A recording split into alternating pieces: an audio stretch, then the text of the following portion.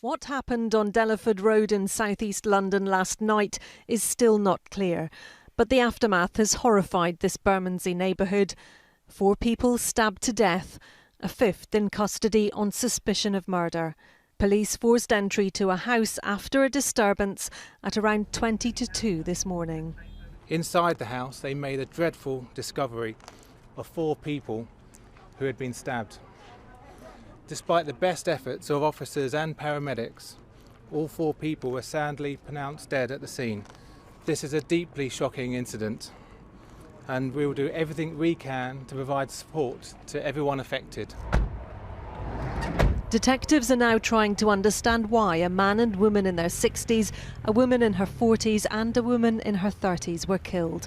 It's understood the property where the stabbings happened was home to a husband and wife.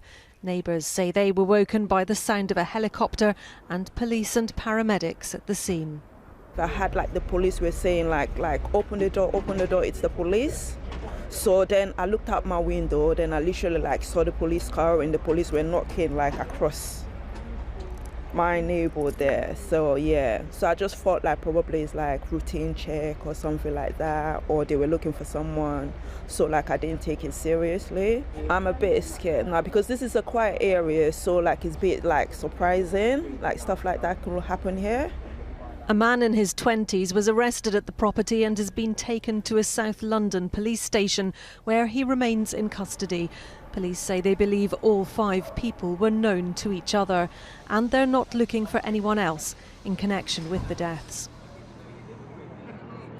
Well, police are yet to formally name the 4 people who died here last night. However, one woman has been named locally as grandmother Dollet Hill. Her niece arrived at the scene this afternoon. She was visibly upset but spoke to reporters and said that her aunt was very loving, very kind, very generous. She said she worked very hard in this country to support her 2 girls and her 2 grandkids. And she told us that she does not deserve this.